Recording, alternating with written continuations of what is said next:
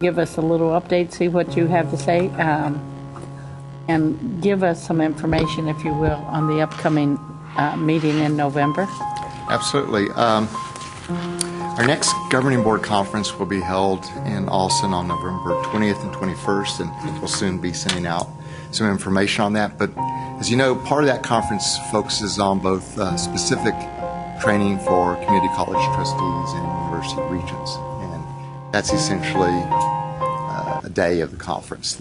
The second day will focus on the current thoughts on the new higher education plan. So I think it's really, if at all possible, it would be great if you could attend. It's a time the committee has identified at least 4 preliminary goals, and we want to get some feedback at this time. We need to talk about strategies to reach those goals. The basic goals, as they're outlining them at this time, and they could be somewhat different after feedback 6 months from now, is that as a statewide goal that 60% of our population, of our 25 to 34 population, will have some form of higher education, whether it's a certificate, an associate degree, bachelor's or master's. In terms of directly related to the institutions, the goal would be that in 2030 we would be graduating. Right now the figure's about 515,000. By when? 2030. Right now it's 242,000. So double. I think essentially double, and we have to do that to reach the goal. Part of it will be, reflect our increasing population, and it will also be helping those who haven't finished complete degrees, getting people back into the fold that have left without finishing. The third goal that we talked about for about 4 hours yesterday is where I don't remember the precise wording, but essentially that by 2030, everyone will have graduated that year, will have graduated from a program with identified marketable skills, whether it's English, whether it's process technology, whatever the degree is, and that people find a way to identify marketable skills. And we know that there's some things that industry has been interested in for years, and some students don't even consider them marketable skills, such as the ability to communicate, the ability to write well. And they don't even understand that in terms of marketing themselves for other folks. The idea will be for all programs to develop these, but not to tell schools, of course, how to do it. But the encouraging the use of high impact practices, internships, various things like this that schools have, many of which already employ, but some programs don't. It's less likely that, say, a liberal arts program at a university will, although I know I found out the other day that the commissioner actually wrote some plan for NASA on lunar landing when he was an undergraduate, which I had no idea. I had mentioned when I was at A&M that I saw in the liberal arts school that they had a co-op program for liberal arts majors with NASA. It's not surprising, and more technical fields have that in place. So that would be one goal. The final goal will be something like that by 2030 that a student, for those students with debt, that their debt burden shouldn't be more than 60% of the mean first-year salary for graduates that year. That is essentially where we stand as a state right now. We're actually doing better than other states, so the idea will be to maintain that. What would that be in dollars? Well, it would vary. Right now, we could tell you that. I happen to remember the one for universities. Maybe Susan could pull up the one for community colleges. Right now, it's something like, for universities, it's something like $36,000. Would be the cap on the debt. It would be the mean, is the Mean salary the mean salary. is 36. Yes, and actually, right now, if you look at it by level, the debt at community colleges is more like, I think, 40%. That's because it's And at universities, it's about 70% exactly. So we're anticipating that we would have targets underneath which address each sector to make that differentiation. But so you can see how it fits together, and we think it builds well on closing the gaps, but it fits a lot on the reality that whatever program you attend at an institution, that you should have a reasonable expectation of getting a job, and that the debt shouldn't be outside the reasonable limits. The staff did some good analysis showing how long it would take you, for example, to pay off your debt, given difference. How long would it take you to save up a 10% down payment on a loan? Yeah. So some real, yeah. So I think you'll like it, but you could have some good ideas in terms of tweaking. At this point, I think, what are some good sort of statewide strategies to help us get to these goals? And we'd really could use your input on that. And the next meeting of the committee, they're going to start talking about that. That will be, I don't remember the date, in November. They will meet again before the governing board conference. But we haven't finished structuring that meeting, but we hope to have some opportunities where perhaps we'll have some groups, smaller groups in which some of the members of the committee will actually meet with people attending with the conference to get feedback. We're discussing also the possibility of dividing up the committee in the spring and sending out, say, 2 members of the Gulf Coast region to have a sort of a hearing where they present where we are at that point, and either be hosted by a chamber or one of the colleges and invite people in from the area institutions and employers to give feedback and give ideas. So we're thinking if we do that, it would probably be in the Gulf Coast, the Metroplex, the Valley, Bexar County, El Paso, and the High Plains would probably be the basic areas to break them out.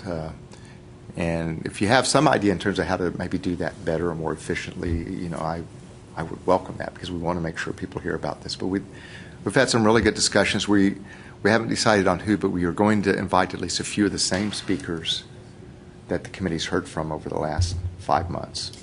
And isn't it true that Is your mic on? It meets the requirement for your trustees. Yes. no? The red light.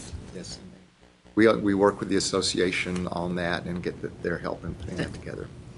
So I think it will be a good conference, mainly because the topic's going to be interesting. I think everyone will be interested and will have something to contribute to the process. So we need to get that out to you. Please put it on your calendars. If you can all make it. When is that going to be? It's November 20th and 21st. Okay, I mean, that's the meeting, but when were you planning, like, the different breakout meetings? The committee hasn't decided to do that yet. Okay. I just brought that up with them yesterday, and so you're the next to hear about it after the planning committee itself. So they're going to discuss that at the next meeting. But somehow we need to at least get out to the communities a little bit more, because you can't expect everyone to come in. All the meetings are online, and if you'd like links to our website on that, we can send that to you, because all of our speakers that we've had are available online. So you could go back, for example, yesterday we heard from Mark Snyder, who's with AIR nationally. He does a lot of work in terms of the workforce. One of the ideas, since we're now have a quorum, you may not want me to explore this now, but Oh, go ahead. when you go to an area like the Gulf Coast, you're doing it in a central location, you're probably still adding 2 hours travel coming and going for some of the schools. Have you thought about doing a site that's a hub, but then having all the other colleges connected interactively? No, I haven't thought about that. That's a good Because idea. We need some help locally to do get a that. business person to do that is going to be difficult. And I know that's where that's a challenge. you don't want our input as much as you need business. Exactly. So that's just a thought. They're also busy right now. Right, and I think the whole state is busy right now, which I think is probably a good thing. But no, that's a good idea. If we can, we'll follow up with you and see. At least we might work that out in your area. Where the conference is going to be held where? It will be in Alston. Sorry, I've forgotten the name of the hotel. We can. Information has been sent to your chancellor, so she Okay. has it. Okay. Yeah. We have It went out a while ago, and we're going to Right. follow up with another announcement What days of the week is that? Thursday and Friday. Thursday and Friday. Okay. Okay, but that ought to be something that we try to go to. I know I went last time, and it was very good. Yes, Jeremy? One thing is you talk about some of the outcomes for the strategic plan. Being a border college, I'm hypersensitive to the challenges from a data perspective on, and Susan, you're talking about the workforce data. And so if you're talking about first-year salary information, it's a struggle for us to do that as we overlap with Oklahoma and provide that at the state level. And there are other colleges that are going to have that same challenge.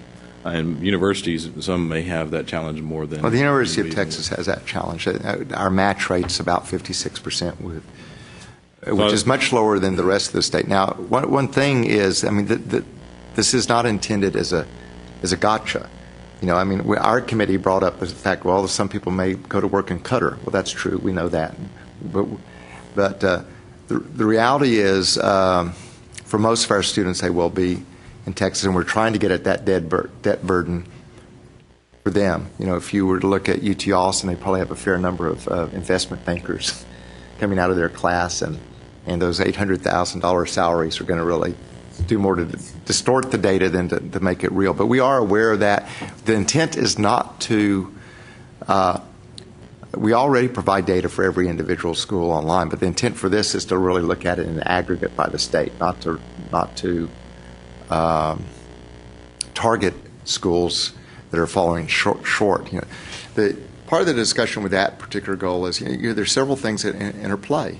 You know, as all of you are too aware, is state funding. You know, what is state funding? State funding has some relationship to what the tuition fees might be. It's more pronounced at universities because they have more latitude than you do. What dollars are available through either TEOG or Texas Grant. All these things interact, but the idea is to focus on the student and their debt, and not to focus on because it's one thing to go and say, well, we just need more money, but if you can put it in the context of what it means to the student, that's much more meaningful, and I think it is a stronger point in terms of getting to where everyone wants to be. And we've had quite a bit of discussion about that particular goal, but we actually, I've been out of state recently at a couple meetings and mentioned to some people, and we're getting really good feedback on that. We think it could be very positive for both the student and the institutions to show that focus on the student, which we all know you already have. And I wasn't trying to suggest that it was a gotcha or what have you, but that lines up with something we're very interested in terms of whether a student leaves us and obtains a job. And some of the success point discussions that we've had as presidents, and we're very interested in that as an outcome, and so that same set of data would be valuable in both of those instances. And absolutely. And I know Susan's working on that, and we're going to try to get other states, border states. It's one thing. It's at least a potentially doable task to get border states to agree to that. And as a state, in the past we had a fair number of students going to California and New York, and that's a more difficult challenge to get to those data. Mark Snyder, who spoke with us yesterday, has worked with us in about 5 other states in terms of this kind of data, and from his location, Washington, he's one person really trying to work very hard to get all of us, whether Texas or another state, more access to that data, specifically to the Social Security data, so that one can get at that better. But fortunately, we have far more capability than all but Florida at this point in terms of that data. In fact, he said yesterday he believes we have a much stronger data capability than Florida from his experience. So we need to use it where we can and keep building and making that, and you're particularly a data person, I know. So keep building on our current success, not reinvent things. So I appreciate the comment. Okay. Well, and we welcome Mark. Thank you. Thank you.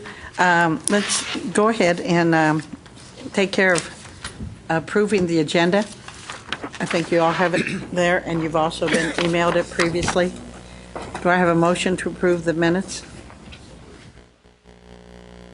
Any discussion? All in favor? Okay. Any opposed? Okay. Minutes are approved. Next, Greg Powell is out of town and could not be here with us today. kind of following through with what we were talking about last time. Greg's charge was to reach out to the Texas Workforce Commission and Office of the Comptroller to express the appreciation and importance of the skills development funds and the JET program, Jobs and Education for Texans. Greg sent an email requesting this group, the committee, discuss presenting information about how community college benefits from the skills development and funds to the commission and members of the board at an upcoming meeting. I think we need to figure out now what our next step is. I think one of the things that Greg had mentioned was that he felt that it was important that this group understand how much good the program has done, and we should be able to give them proof of the fact that this thing has done good for our students and that we need to continue it.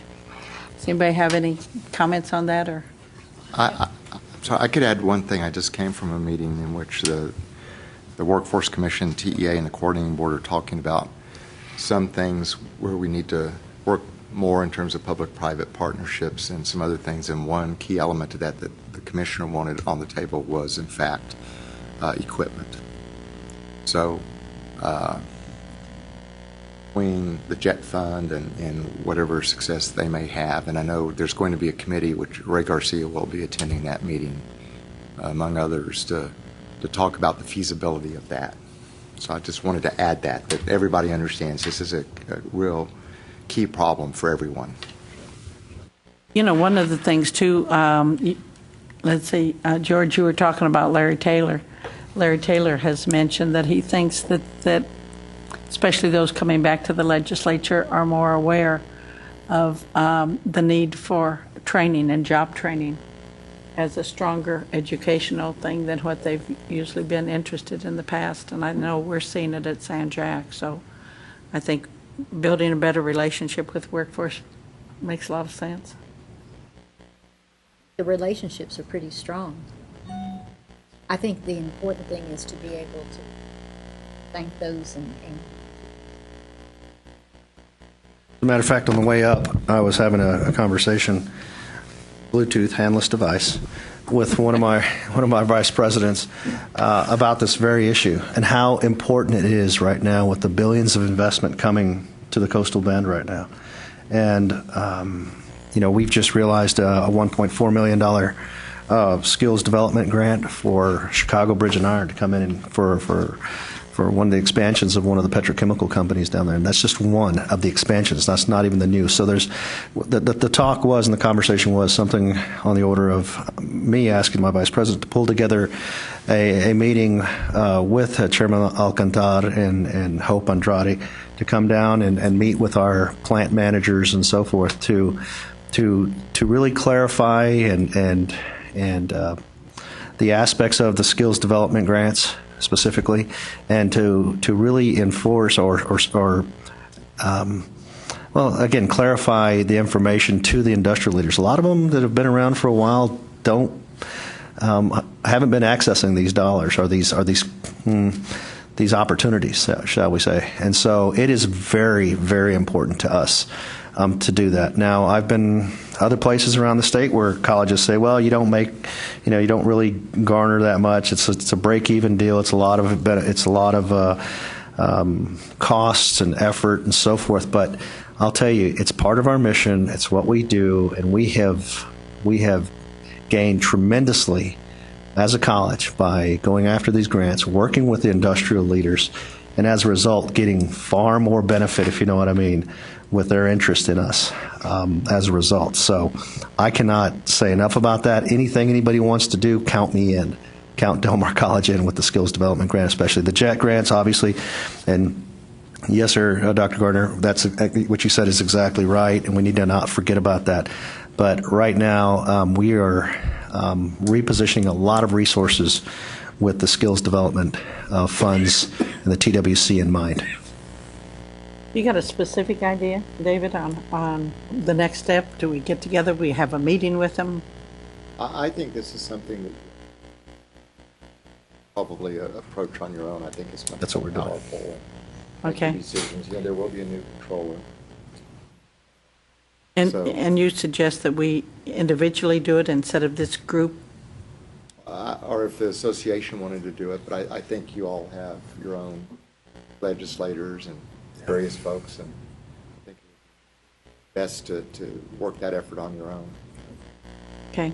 I think what Greg had in mind and mentioned was that we, as this group, also at least do something to let I them think know. there's some power in that, especially with a new controller, even if it's just to express appreciation for, the JET grants have been great for several reasons. One is they help us with equipment. The second is they've been very streamlined and easy Yes. to access, much more so than skills development funds. If we Yes. were going to work anywhere with workforce, it'd be on making their rules and regulations Yes. more usable so Yes. that we could get even more mileage out of it. But I think just letting them know that we recognize how important role they play has some value coming from this group. Rather than trying to get into specific legislative strategy, I think a recognition and thank you would be a good friend building. Sure. That was one of the points maybe that with the skills development grant, they're helpful in some ways, and they cost you money on in some other ways. And so those little rough edges need to be smoothed out, and that was really the point of kind of calling a mini summit and/or meeting down in South Texas with the Texas workforce folks to talk, and/or meet here in Austin with them to talk about those very issues right there. So those are very important things. I think the idea of the skills development grant needs to continue, but it just needs to evolve and improve so as not to. They've made efforts at that. It's just there's always room for more, Yes, ma'am. I agree. lots more. David, do you have any problems with this group doing that as a group, coming up, even if it's a letter or a presentation or something like that? No, I think it's perfectly within your like a letter representing yourselves for this council. Okay. Rex, you got any comments on that? I was just looking, I can't find it, but I think they do have a, that board does meet sometime this fall. Okay, if you can kind of maybe let us know, and Mimi, you want to kind of spearhead that? With the JET grants? Yeah. Sure, if David will get us keyed in on when their board meets, that would be very helpful. And perhaps we can ask for an audience at their board meeting of 3 minutes or whatever their time limit is to say thank you. That would be all that we would do. Yeah. Okay, I think Bowler would appreciate it. Very committed to this program. and at the same time, make sure our individual colleges do let them know how we appreciate what's going on. Okay, Jeremy, we're going to turn it over to you. What I'd like you to do is just give us a thumbnail recap on how we got to where we are today, and then take us a little further. Several meetings ago, we talked about what activities we would engage in as a group and as subgroups, and we developed some committees. We had a mission committee that was also developmental education and several other committees. After that, or really between that and our last meeting, TAC and CCAT solidified their 5-point plan. And so we started trying to figure out how does the work of TAC and CCAT that's already aligned with this 5-point plan fit into the committee structure that we've established, and how would it best flow from this committee back to our associations and back to the coordinating board. So we talked about reorganizing our efforts under the 5-point plan. And we went through the 5-point plan last time when we met as a group, and I was asked to work with TAC and come back to this group with some suggestions about how that might work. And so at the summer meeting of TAC, the presidents were asked to indicate what committees they would like to serve on. And that work is Richard Rhodes and Steve and Ray are compiling that and trying to organize the presidents around this, the 5-point plan. I had some conversation with Steve about how best to organize this group's work with that group's work so that, Mimi, you're not redoing work that someone else is already doing. And that you can just get a report of that part of the 5-point plan, and we're in sync with TAC and that we are in sync with CCAT, and making sure that there's not a lot of challenges there. And so the 5-point plan, workforce and skills, workforce and technical education is the first part of that, which is basically the Skills Development Fund and JET grants. And so I think there's some need for organizing a group at TAC around that, and that work is already afoot with the eye towards having someone from this committee maybe serving on that, or at least having a liaison from that group reporting out to a subcommittee of this group that we could share with all, and that way we have some flow, if you will, between those two. The second bullet point on the 5-point plan, and I don't have it in front of me, so if I'm misquoting it, my memory's failing me, but measuring and funding student success. Well, we already have a advisory committee, the formal advisory committee to the coordinating board that's appointed, and so we probably need to have some discussion around. Really, TAC doesn't have a separate committee for that. It's just it's us and universities, and there's a whole different mix of people. Many of our VPs for business serve on that. So an idea might be that one of us would be considered to serve on that committee as the co-board is appointing that, or that one of us is appointed as a liaison to work with that committee and report back to us about what's happening there. And so I don't know what the pleasure or what the feedback of the co-board would be, or the feedback of the group. But we didn't feel like we needed to have a work group per se on that, because TAC's already working on that, working through the formal advisory committee. So why would we redo that work? And so I'll kind of pause there and get feedback from the group and the co-board about what you think about maybe one of our members serving on that, or at least us having a liaison to that group. I don't know if Susan sees any issues. That seems like a reasonable request to me. Well, I would like to recommend, because he's already working so much on it, that we would have Jeremy do that, be that person. I have to look at my schedule. I will look at my schedule and let you know if that's possible. I need to look at that meeting group and so on, but I'd be happy to. You've already got a good head start on it, and I know working with Steve,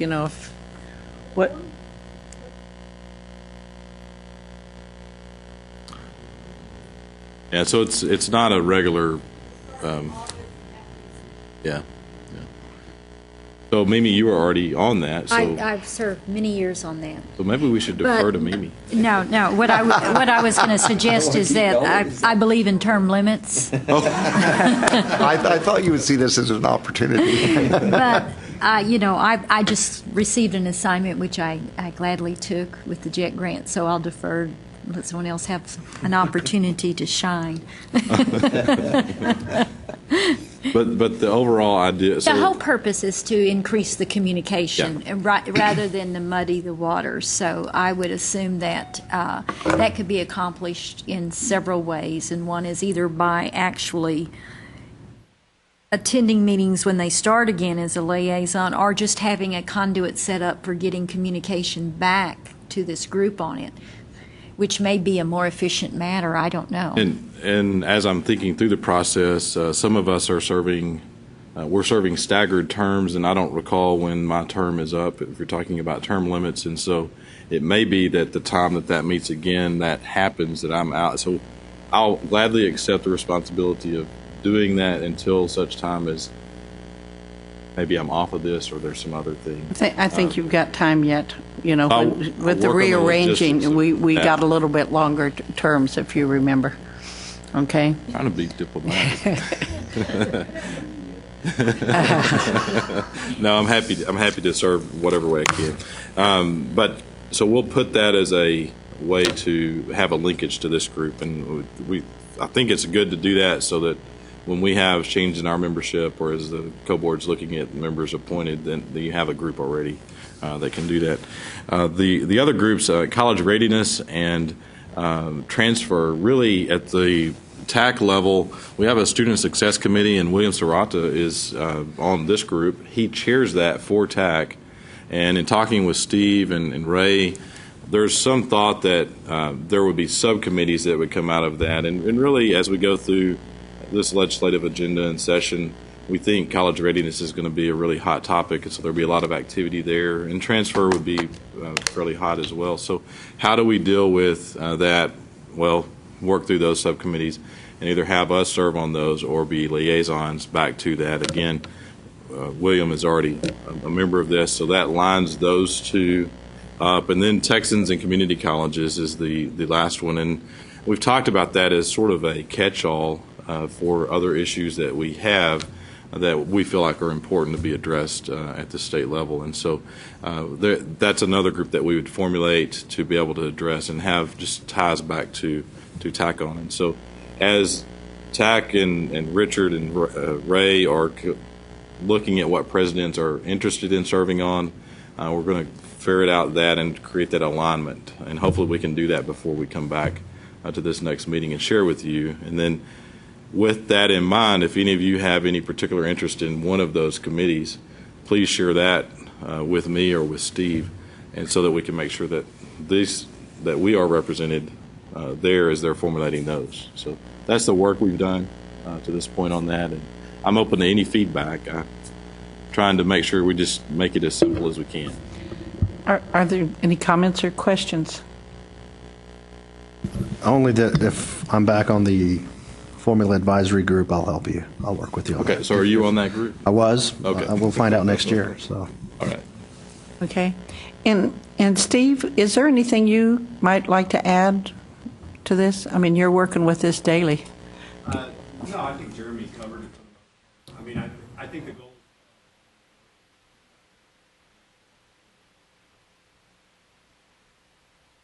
TAC is going through.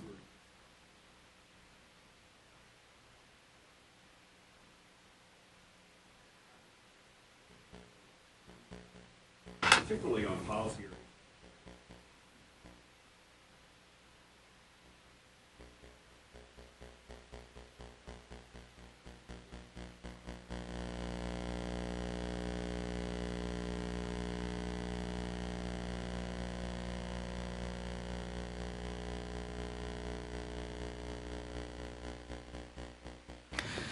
Have there been any changes since we met here last time? I mean, anything on the funding? Everybody's still on the same page that what we discussed at the last meeting here, right? Yes. Yeah, no, everything. Nothing's changed. No monkey wrenches. No. Everything's cool. Okay. All right. I just want to check and make sure. Okay. You know, because I think it is really probably quite unique for the trustees, the presidents, and this group, of course, which is new, to all be on the same page going into a legislative session. You know, it almost seems too good to be true. Does that make sense? I think it's just great minds. Okay, we'll take that. Okay, any other questions, any comments to Jeremy? I'll reach out to the others that weren't here and explain that and get their input on what they would like to serve on. If you have any preference, let me know, though. Okay. Is there any idea on the size of each one of these little groups that's going to be aligned with the 5-point plan? And from what I'm hearing is that there would be representatives from our board, our leadership council, and from CAT and from TAC. Is that the way you see it forming?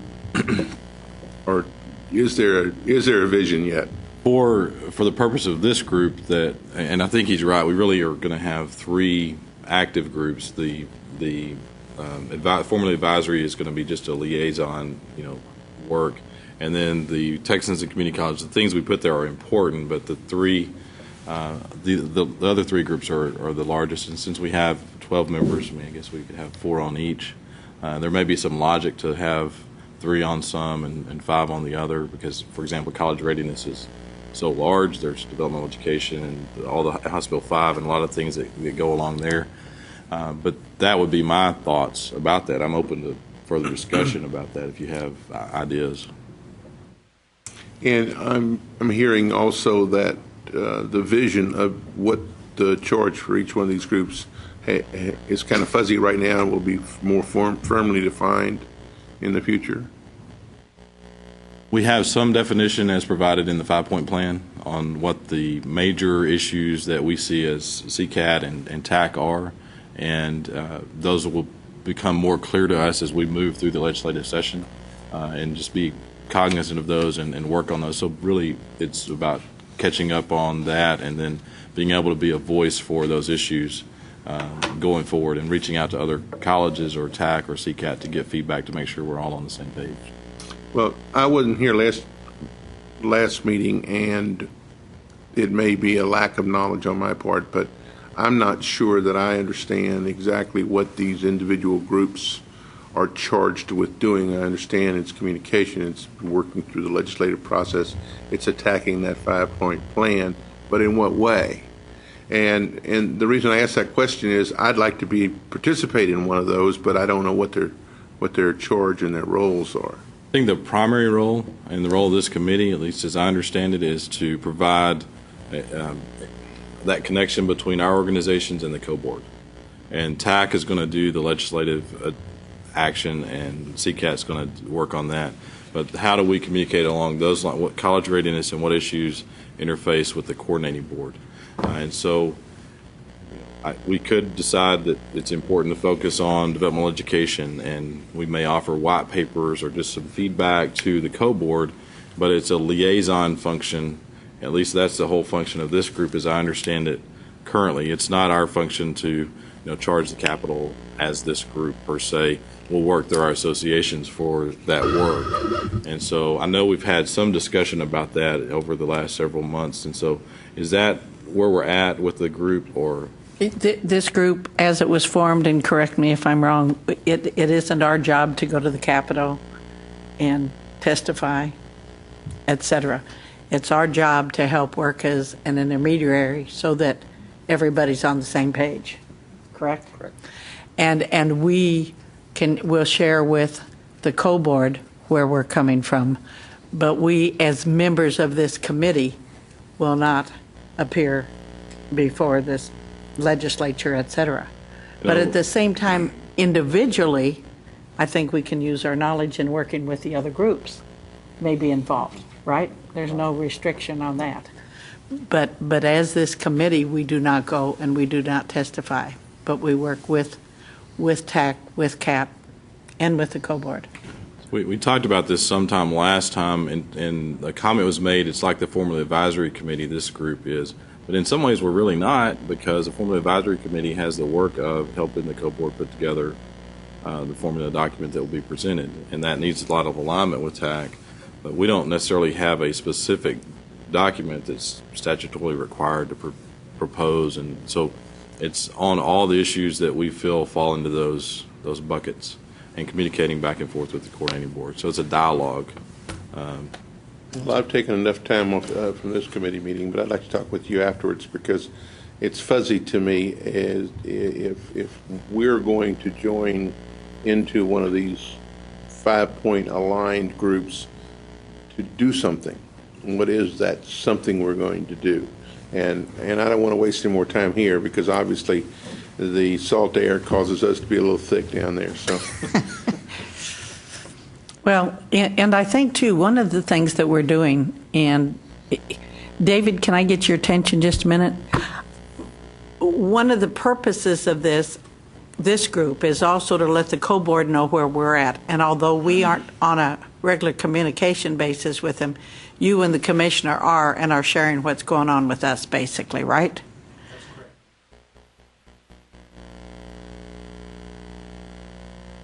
We will, right.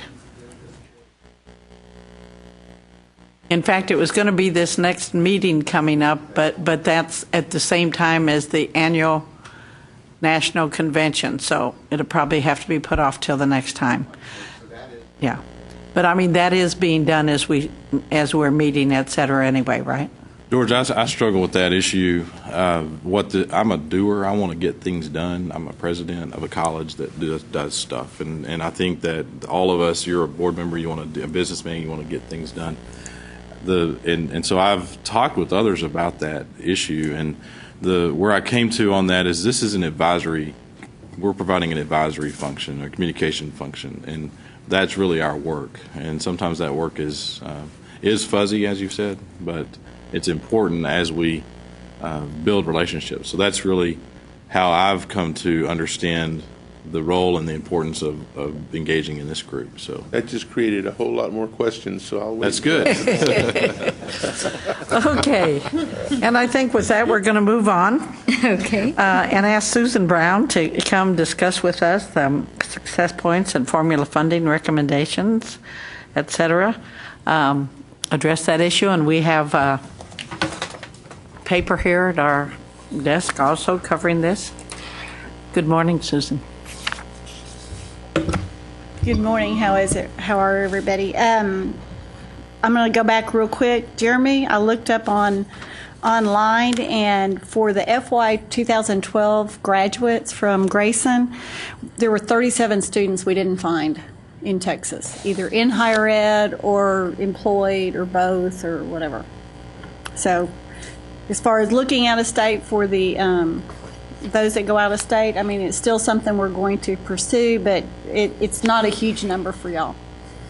So, and as we talked about, we're going to talk a little bit about the formulas and what they supposed to cover for the community colleges. And Mike, we've gone over this a million times, and yours are totally different. So. They are supposed to cover the instructions, operating costs, department operating costs, academic support, student services, institutional support, not facilities, and maintenance of those facilities. For the 14-15 biennium, now each community college district gets $1 million in base funding for the biennium. 90% of the funding is still based on the same contact hour, attempted contact hour, as it always has been, and then 10% on the success points. Let me go back. Just for your information, the recommendation going forward for 16-17 is an increase of 13.8%. This is from the Formula Advisory Committee, went to the coordinating board, was approved there, and has gone over to the legislature. As we all know, what happens at that point is anybody's guess. It is a total of a little over $2 billion for the community colleges. And like I said, a $243 million increase. Success points have not changed since we started talking about this. I know there's been some discussion about adding workforce data as a point. And actually on the 18th, there's going to be a Student Success Metrics Committee meeting with Brenda Hellier down in San Jac in Pasadena. And so I think there's going to be some more discussion about that. The coordinating board is working with them. In fact, I'll be going down to that meeting. So we're working with TAC very closely in all of that. In 14-15, the biennium, the success points were actually based on a 3-year average of 10, 11, and 12. That's the data we had available at the time. That's what we're doing. About 10%, the $172 million is what the funding was allocated. So when you take the total points, divide that out, it comes out to about $185 per point. The recommendation says that going forward, and we had a writer, and we worked together with TAC, is that it would be based on,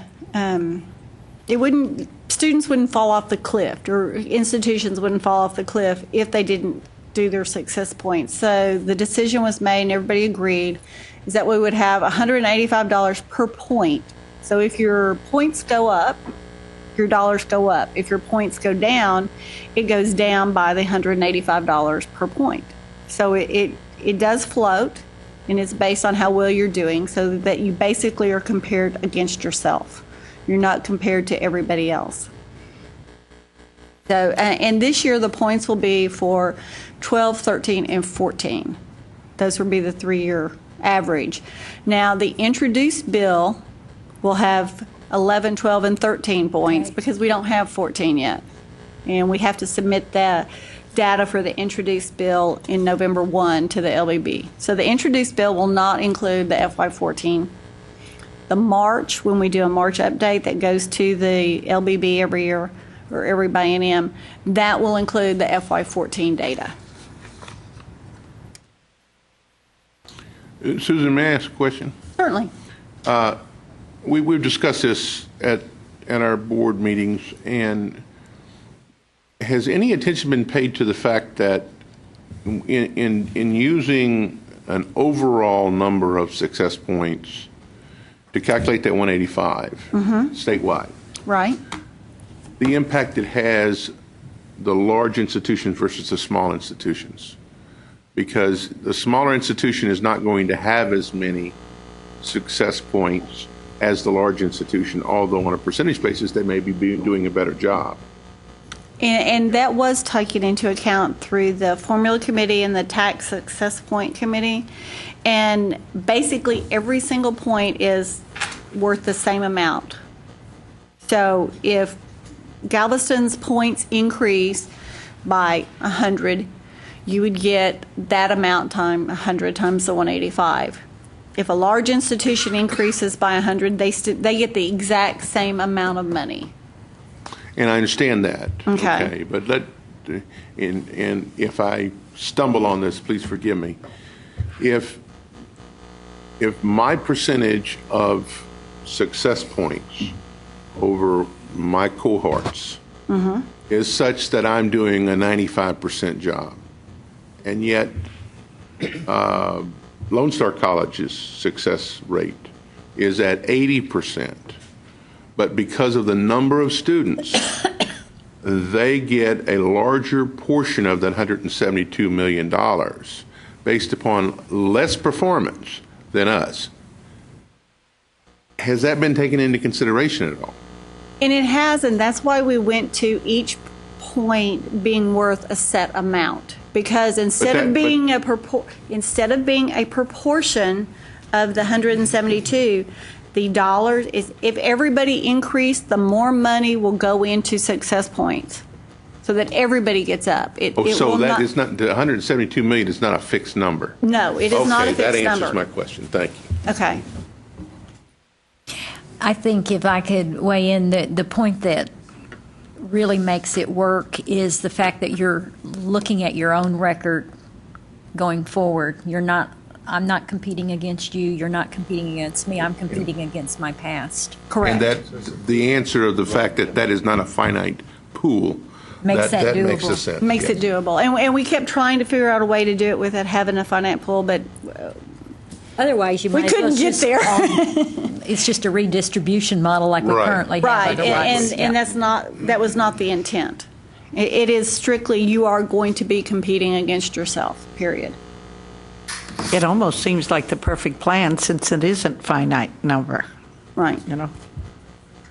This is kind of a timeline for what we'll be doing, and I talked about that briefly. Obviously, we don't have 14 data, so we won't be giving them 14 data until the spring. And the legislature's on board with this? It was submitted to the legislature. We have not heard anything back from the LB. We don't hear anything back. Hard to We believe don't that hear they- any, so we don't have a They'll clue. approve a non-finite pool, but that'll be left to be seen, I guess. That's one of those things that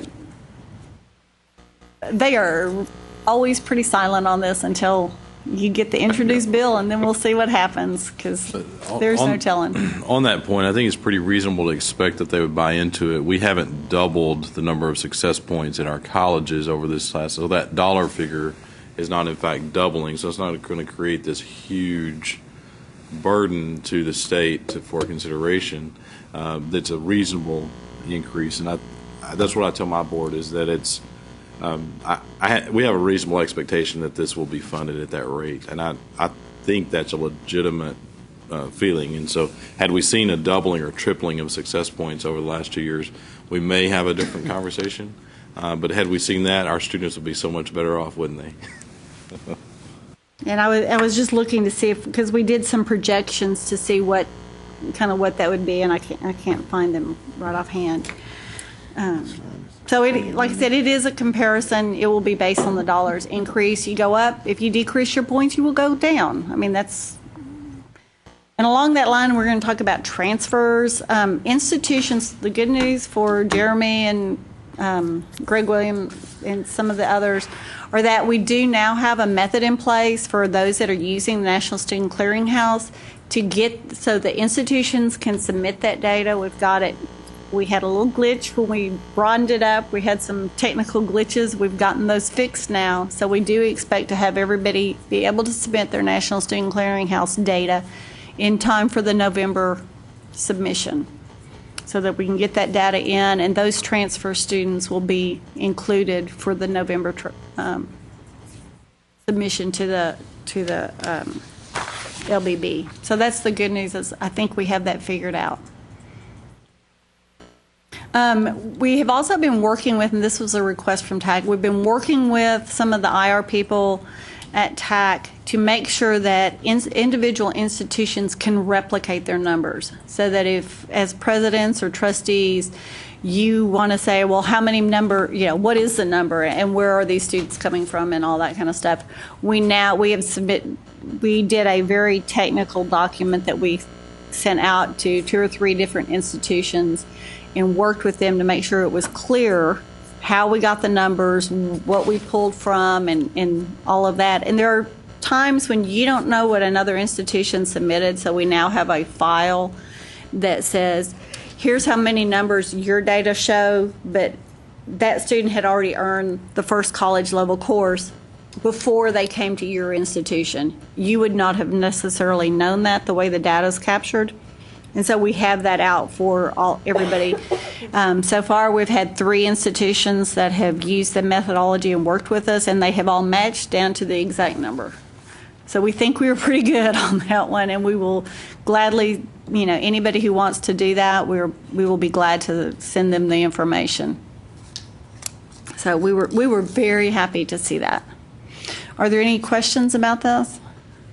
My question is more when you're talking about the student success points, and that they're basically based on purely academics, right? They're academic or technical students. So if you get a technical certificate or something like that, you still get the points. I mean, so the degrees having to do with welding, that type They're of thing, included. they're included. Okay, all right. All of those are included. Okay. Are there any other questions? I can go into more detail about them, but I don't think anybody wants to think get that's into fine. that kind of And detail. I think it's important to acknowledge, everybody really worked well together on this. When Susan said we, she wasn't talking about our staff. She's talking about all the representatives from the institution. This was really sort of the star of working well together on something. And I think that's why it's so logical and makes sense.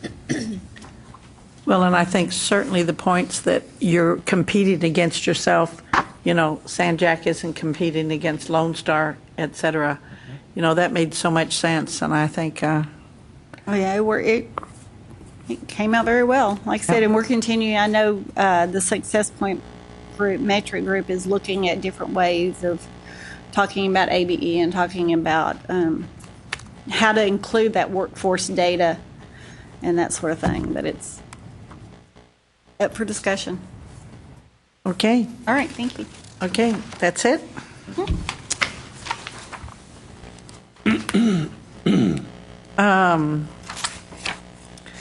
You went through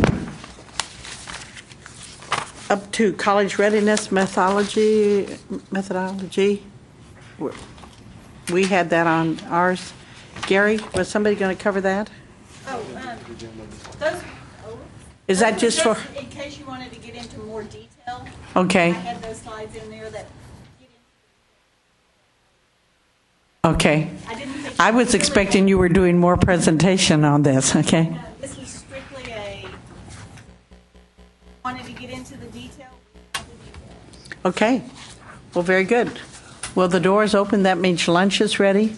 And so we can get out of here on time, our posted 1:30 time. Let's just try and be back here from lunch at 20 minutes, no later. That'll be 12:20. Okay? Break for lunch. Welcome back. We're going to start this afternoon with a presentation from Suzanne Morales-Vale. She's the Director of Adult and Developmental Education, and she'll give us new report on developmental education, updates and progress for unprepared students. Welcome, Suzanne. There it goes. Thank you very much. And thank you for inviting me here this afternoon. As you can see from the title, the purpose of this report is to update the progress on how we are serving underprepared students across the state. You may recall that in 2012, the board approved the 2012-2017 statewide developmental education plan, and this plan is centered around this vision statement. A few things I wanted to highlight in this vision statement is, of course, we significantly want to improve the success of underprepared students through diagnostic assessment, comprehensive support services, non-traditional interventions. And this plan and this report, which provides an update to the plan, focuses in those main areas. So what I'll do now is give a brief overview from the plan in each of the 6 focus areas. So first we begin with assessment and student profiles. Of course, you're all aware that we have implemented our new assessment instrument, and we have a single college readiness standard that is used for all institutions, and institutions can no longer raise that standard. And we also have thresholds for adult basic education standards. This assessment also includes a diagnostic profile, which becomes a key piece of information for students who do not meet the college readiness standard that the institutions can use to help target the specific placements for students who are not prepared. And of course, with this new assessment, as mentioned earlier, with the adult basic education standards, institutions now, for the first time, are able to formally identify students who are assessed at the lower skill levels, what we have called adult basic education, and that is skill levels below high school. The second area is in advising and placement, and we are really very looking forward to institutions reporting and telling us how they are using holistic advising, which is able to assess the best interventions for students, determine the best interventions for students based on multiple factors. So we're not just basing their assessment and placement on a single cut score, if you will. Institutions can use many factors, including high school GPA, class ranking, prior academic coursework, even formal and informal training received through employment. And of course, also considering those what we call family life issues, needing transportation issues related to, or issues related to child care, and of course, finances.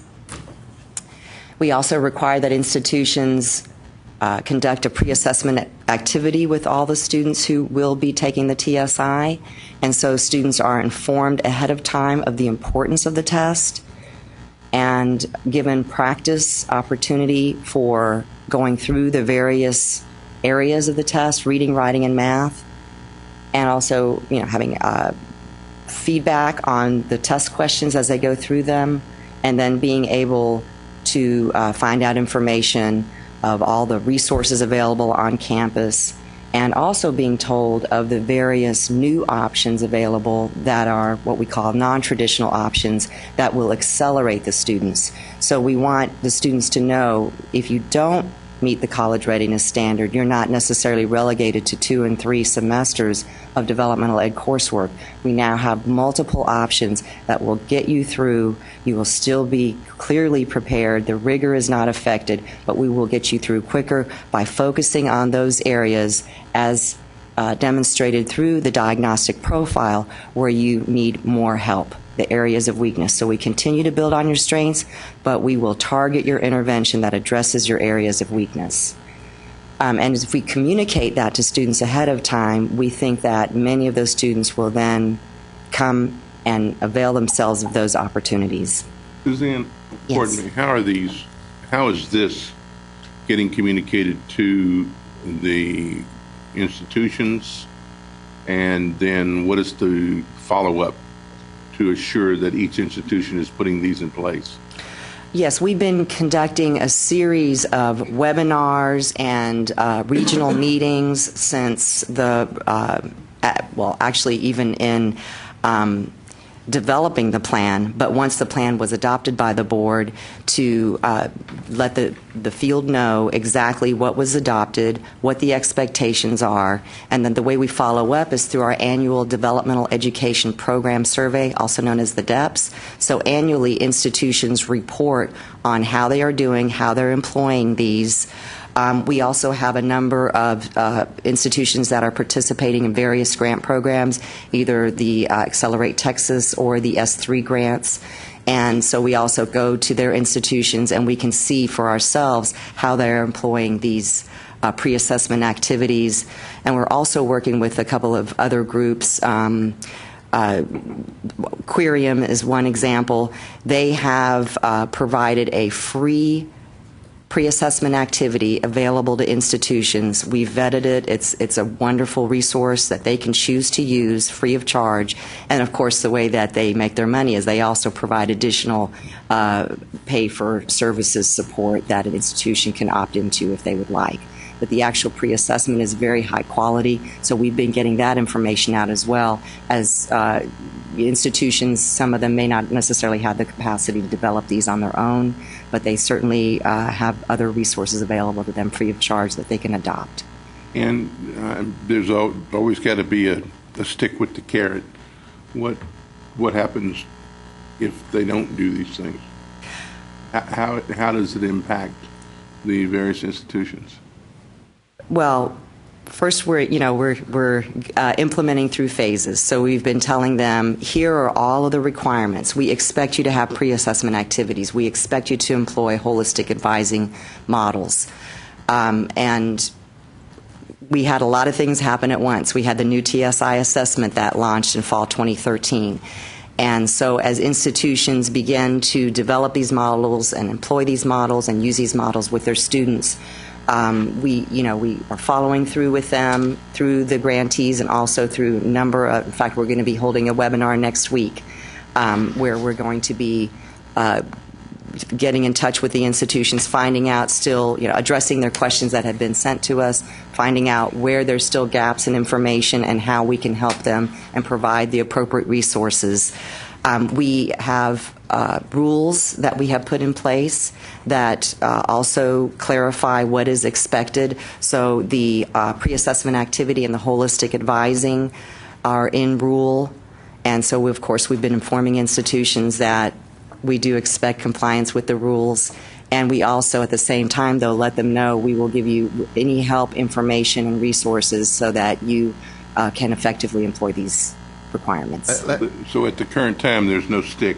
Well, I think there is no stick, but I think there's a carrot. And these are all well vetted. These have really many of these have come up directly from the field. And the carrot is the success points. If you utilize strategies that have been found to be more effective to accelerate successful completion of developmental ed, they will reach that success point for that student much sooner. So that's really at least the way I would see it as the carrot is. It's a local decision in terms of how you go about this best, and of course, if somebody finds another way of doing this successfully, they will reach that same carrot. But carrots are built into the success points for that entire continuum. So.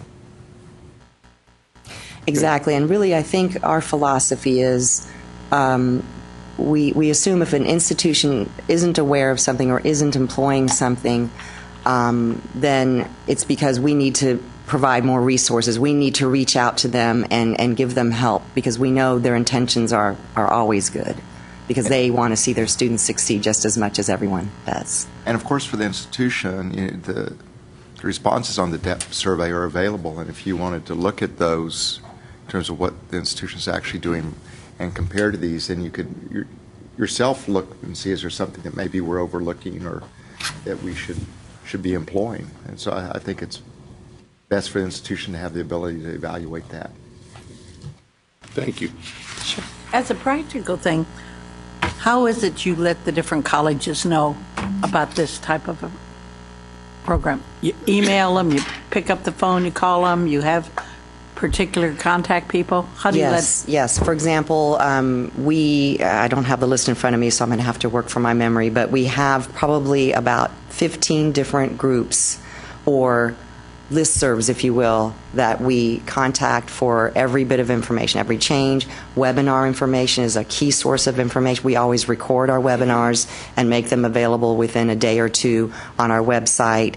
We get the information out to the folks who are responsible for submitting the DEPS survey, to our TSI contacts, to our test administrator contacts, to our developmental ed advisory contacts, and community college liaisons, to your group, to the Texas Association of Community Colleges, Texas Community Colleges of Teachers, Texas Community College Teachers Association, Texmatic, which is the mathematics organization. We have a list of organizations and entities and groups that we email. We email to our colleague, Dr. Peoples, of course, Dr. Tomerlin, and they get the information out on the workforce side. Of course, Dr. Linda Munoz with her Accelerate Texas groups, they get their information out on their side. So it's usually a massive email, and then we also follow up oftentimes with memorandum to the presidents and to the chief academic officers. Yeah, and as someone in the field, there is a lot of communication. Absolutely. So I think you may not hear it discussed necessarily at the board level as much, but it really is on the implementation level. And I'm kind of with George, I'm hoping that our presidents and chancellors all know about all this stuff, but it's like news to us because of being on the board. The presidents. It's the old adage of don't expect what you don't inspect.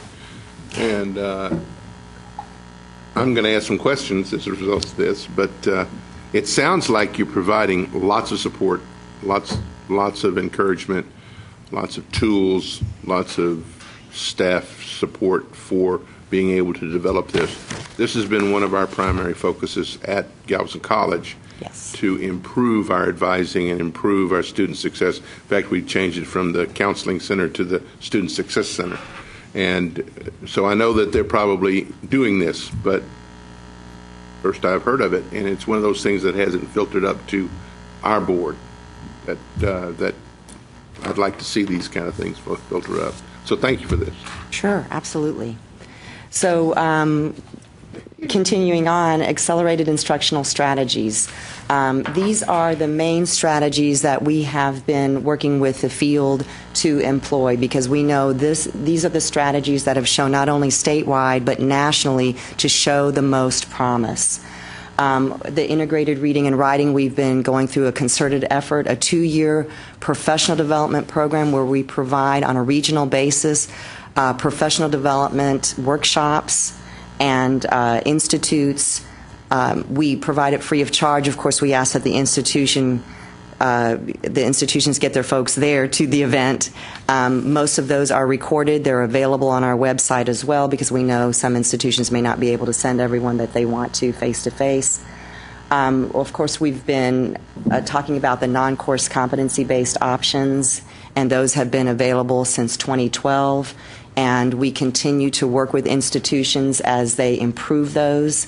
The mainstream model, according to Community College Research Center at Columbia University, that has really been shown the one model to be the most promise, where students are, with certain characteristics, are enrolled in the credit-bearing class and at the same time required to co-enroll in a developmental education intervention. And that intervention, the sole purpose of that intervention is to provide the appropriate resources and support so that the student is indeed successful in the credit-bearing course. Of course, we've been working very closely with our partners at the University of Texas and the Dana Center with the new Mathways project and other modular models. Professional development, as I mentioned, we are completing our second year of the focused professional development program on integrated reading and writing. We have 2 more events. In fact, I have one tomorrow in the Woodlands, and the last event is in October in Dallas, and that will then bring the end of the formal workshops. But of course, we will continue to keep in contact with those institutions and with those participants to make sure that we are still focusing our support with this intervention.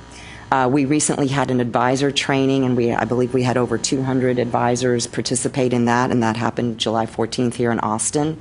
We are in the midst of working very closely with TAC and the Texas Success Center on their Pathways to Progress conference in September, and we will be spearheading the TSI strand for that conference. And we really look forward to conducting that and working with the Texas Success Center on that. And we are almost ready to release our request for applications for a statewide professional development program, and that again focuses on providing on a regional basis additional tools, resources, and anything we can provide to institutions as they continue to focus on serving underprepared students, especially those at the lower skill levels. Of course, use of technology, and this is the area where we've really had the most success. Over 98% of institutions are reporting that they are using some form of technology to support the instruction and supplement the instruction to underprepared students.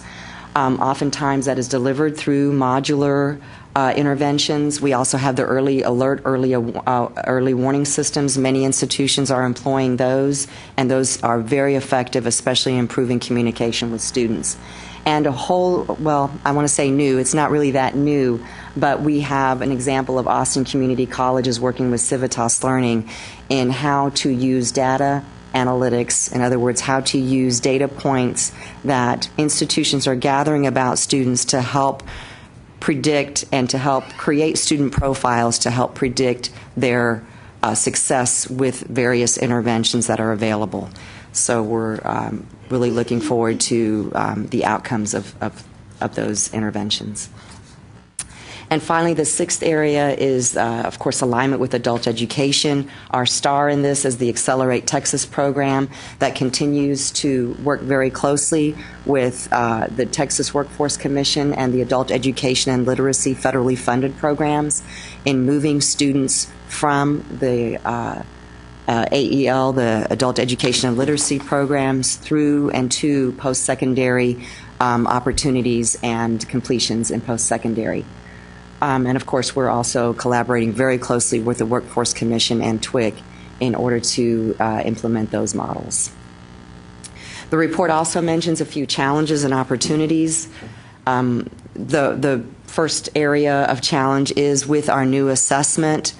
We do have some reporting limitations. For example, most of our data right now, we're in the midst of changing this and making the changes to this, but most of our preliminary data is based on test administrations instead of unique test takers, and so that is in the midst of being changed, and that's really important. And of course, the other component that is a huge challenge, or if you look at it, opportunity, is the changes to the high school graduation requirements as a result of House Bill 5, including especially the college preparatory courses, which are required and require the partnership.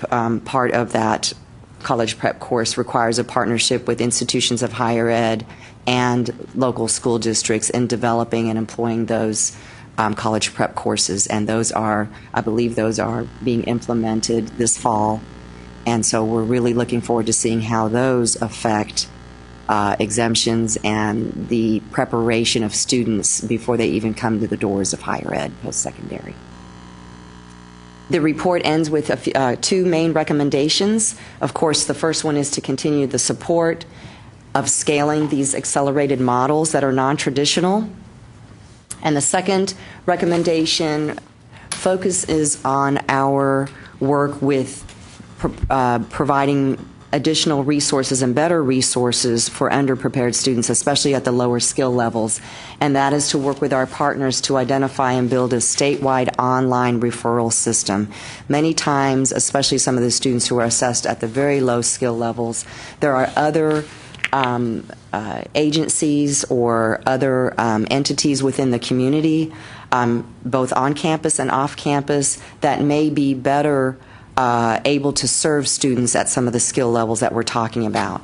And part of this challenge is also for institutions to find out what options are available on their own campuses or within their own systems that may better serve students besides going through some of the traditional models. So we think that the statewide online referral system will play a key role with that. So, Is there any, I'm not aware of it, but so I'm asking the question, is there any movement afoot at the elementary education level to try to reduce the number of children and students who are coming to us that are in need of this work that we're doing? In other words, improving the performance of students coming out of high school and starting way back in the elementary grades. absolutely. And who's responsible for that? Well, that would be Texas Education Agency, TEA, okay. and SBOE, the State Board of Education. But I know from the information that we've received, and this started with the integration of the college and career readiness standards through into the TEKS, the Texas Essential Knowledge and Skills. And once that became integrated, and that I believe happened 2009, 2010, in that time frame. The integration of those readiness standards raised the standards from, K all the way through 12. And so, and they are also aligned with our expectations in higher ed. So are we seeing an improvement now? Are we seeing that there are less unprepared students coming to our doors? One data point that I recall, I believe, and I'm not going to quote exact numbers, but in 2008, the number of students who came out, or the percentage of students who came out of high schools who were not prepared, who were not college ready, if you will, was around 38%. And the most recent data, I believe in 2012, was those students are now, who are prepared, is 55%. So there's been a nice increase. Or decrease. Decrease in underprepared students. Another data point we don't often mention, but those that need developmental ed because of better preparation are requiring fewer courses than 10 years ago. And I'm glad Suzanne used percent, because on numbers, because we've had such a large increase in higher ed, we still have a lot of students in developmental ed, and it's probably increased, but not as a percent. Right. And they tend to, because of various reasons, not take as many courses. And some of them are some of the strategies you saw earlier. But there's a dynamic that is changing, of course, but the students who come to us 5 to 10 years out of high school are in need of much more remedial work than those who are perhaps in the last 5 years coming out of high school.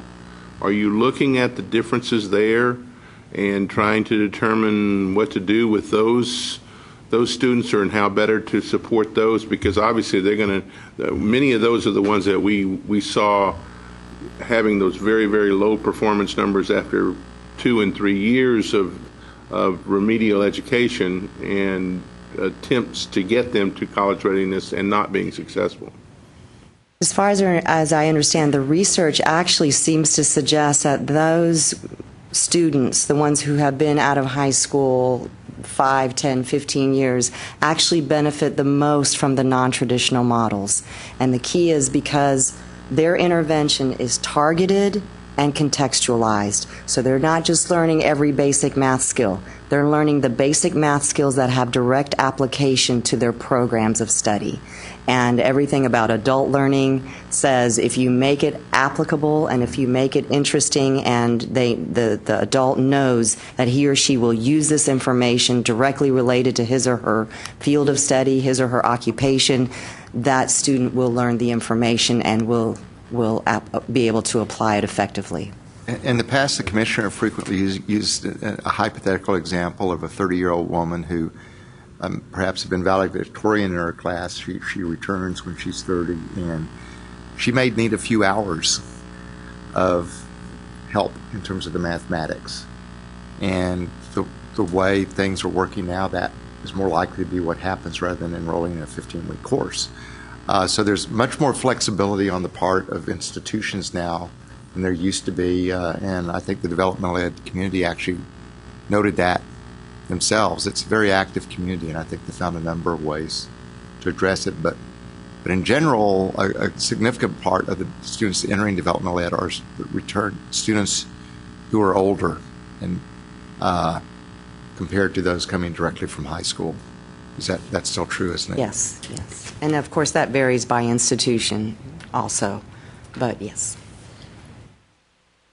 Are there any other questions for Suzanne? I just have one, but I don't know if it's for Suzanne or David. I know about 3 meetings ago in our board meeting, advice was given about the confusion of the terminology use of adult basic education. Where are y'all on reconsidering that terminology? When we talk about adult basic education, we have been very clear in our messaging to talk about skill levels, not students. Because one of the characteristics of students coming to post-secondary is very often they have varying skill levels. So they may be classified as a developmental ed skill level in reading, college ready in writing, but perhaps at an ABE skill level in math. So that's the first point, is talking about skill levels. The second point is when we're talking about the ABE skill levels, we are aligning that language with the National Reporting System Educational Functioning Level Descriptors, big word, for the national standards for adult education. So we want to make sure that in some way there is alignment with that language, because very often our students are coming from those programs and going into higher ed. How are you distinguishing the messaging, though, that ABE is generally thought of and has been for years as a federally funded program of ABE students? And the biggest change is not really coming from us, it's coming from the federal government. They no longer call the programs ABE, they call them Adult Education and Literacy, AEL. And so that they're doing most of the work for us.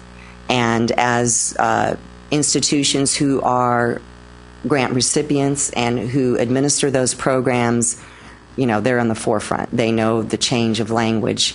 Now, what they didn't do is change what they use when they refer to the actual standards, the levels.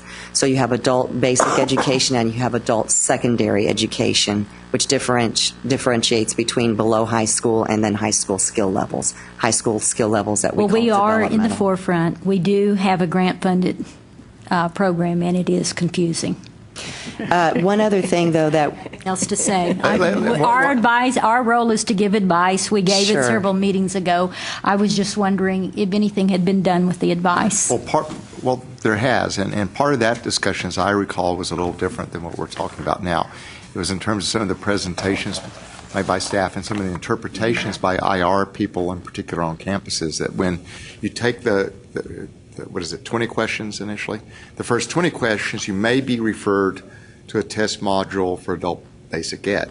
And so they were making the assumption that because they were referred to that, all those students were in adult basic ed, which it did not mean. It just, because after some undetermined number of questions, they might, it actually be college ready. And so there was a huge difference in terms of the numbers that people were. And staff has worked directly with those folks to understand that piece better, because I know that numbers of campuses were thinking they had far more students in adult basic ed than was actually true. They just, on the two or three questions out of the first 20 didn't do well. And I hear all this. The irony of it is we created and made a conscious choice to use the term ABE to describe the 2 lower levels, knowing full well that term had been utilized for decades in another sense. So communication is always what bites us, and this was one we could have avoided, and I was just curious as to well, if you look at our where you're going. communications, it makes different references now. We spent a lot of time explaining it, but we could have just changed and used a different term. Well, it's in the past, and we are using a different term now. I think Linda just I mean, sorry, Suzanne just explained that. Yeah, not really. Well, why don't you provide a suggestion to us following the meeting of how to do it better? We'd appreciate a suggestion. Well, and I haven't heard a specific suggestion. If I did, I've Well, and forgotten it. I'm let me sorry. also clarify something in terms of using a different term. We have, it's called BASE, Basic Academic Skills Education, and that refers specifically to students who are assessed at the NRS levels 3 and 4. And that is one of our, if you are familiar with our TSI operational plan, that is one of our areas of focus based on research and promising practices where students, while they're not right at the high school levels, at the developmental education levels, but those base level students can have an opportunity for success, especially through many of the contextualized workforce programs. So yes, we have heard that message, we've heard that concern, and so we are focusing on calling that group of interventions, basic academic skills education. We've had for about 6 months now. Yes. So where are you using the term ABE? Well, technically, when the student who is not college ready is directed to a diagnostic, the two diagnostics, and this is to differentiate between high school and below high school, the two diagnostics are developmental ed or DE diagnostic, and the second one is ABE diagnostic. That is a result of us trying to keep the language aligned with our adult education alignment, with our adult education programs. So that if we come up with, and yes, we certainly and absolutely understand the concern, yes. But there are a lot of things happening, not only statewide, but again, federally, especially because the federal grant programs do focus a lot on the lower skilled students. And so we definitely want to keep in mind the alignments. We know messaging and we know terminology is very important in understanding that, but we are very happy that the federal programs are adult education and literacy. But again, the skill levels are still termed adult basic education and adult secondary. And because for post-secondary, we're focusing on skill levels, not categorizing students, but classifying skill levels, we still are aligned to that sense. Then let me just add one more final thing about the terming of the diagnostic tests. We have to wait for our validation studies to be completed first, but once those are completed, we are considering possibly moving simply to one diagnostic. We've already heard from the field that they would be overjoyed with that.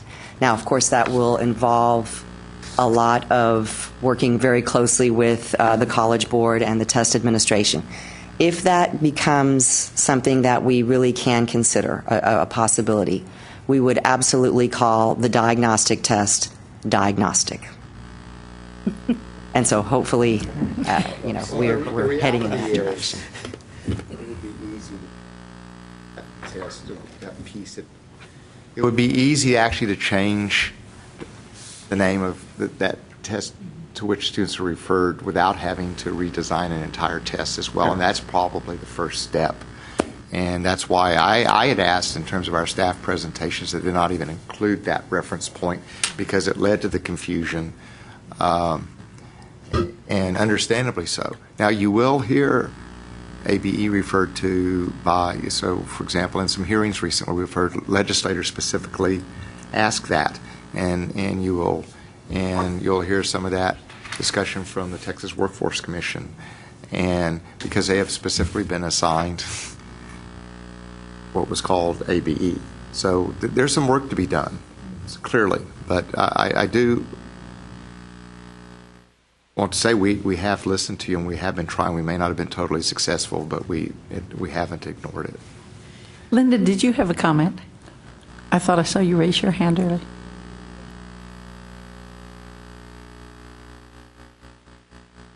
Yes. Actually, in the TSI statute, there is reference to developmental education, and so we have submitted a recommendation to broaden that definition to include the base students. You know, I don't know if this fits in exactly with what Mimi's talking about, but it's difficult, especially for now. I'll go as a board member again instead of a president, et cetera.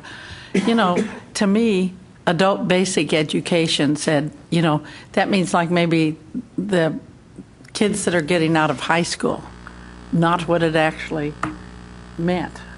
And I think we've got, you know, another thing that has always confused me. We've had probably at our college 3 or 4 different names, 5 different names for remedial education, you know, and they change. You know, it seems like it would make a lot more sense if we'd pay attention to what names we give these things to start out with and make them make common sense, you know, so they really portray what we're talking about. I think we're trying too hard to be politically correct or something, you know, not make people feel bad. Well, let's just find a name that describes it, not one that you got to figure out what it means. I don't know. Is that kind of what you're thinking of, Mimi? Oh, I'm just trying to improve communication. We've spent a lot of time trying to explain what it's not and how it's different, and it's pretty wasted time. But we do that. I mean, not just with this. We do this all the time with things, and I guess why make it so hard on ourselves is the message. I'm pondering the task of assigning the committees to the 5-point plan and the purpose of that, and some of the questions George had about that, and my comments earlier about being advisory. And I think I pontificated in the past about the fact that this change fundamentally changes our mission as a college, or we're worried about that. And I think you've heard those worries here at this meeting in the past, and so I won't go back through those. This is a changing environment. There's a webinar next week about this, and my staff, really the change comes at a pretty regular pace, and so that means there's a lot of work being done, and I appreciate that work, and I hear a lot of concern about our students and their success, but I still go back to the core of being concerned about the mission. But then I come back to the purpose of this committee.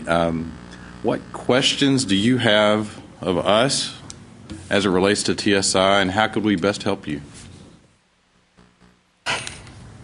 Tables are turned. I think, again, as I mentioned earlier, not necessarily in the carrot or the stick, you know, in the stick mode, but in the carrot mode. I guess I would just turn it around and say, where are your questions on your campus?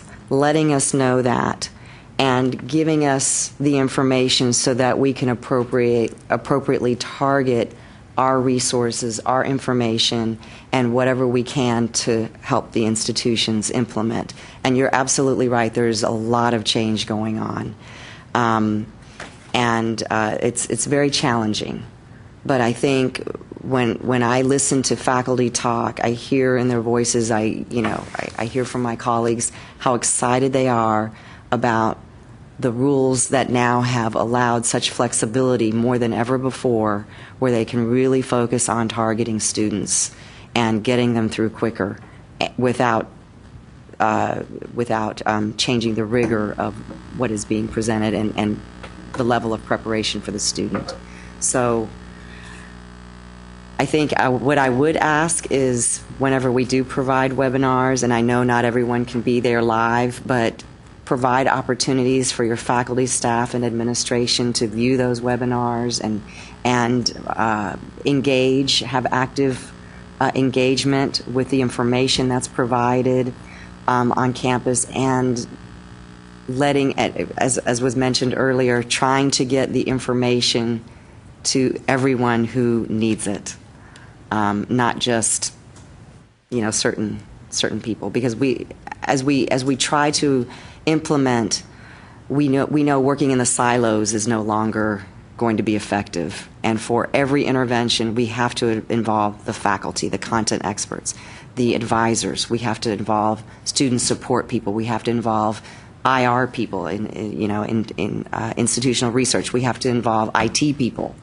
because oftentimes they have the tools to help get the information to the right people at the right time. So it's not just, let's just work on this developmental education intervention with developmental education faculty. I guess I will go back to those concerns. My students, when I think about this, I think about my students.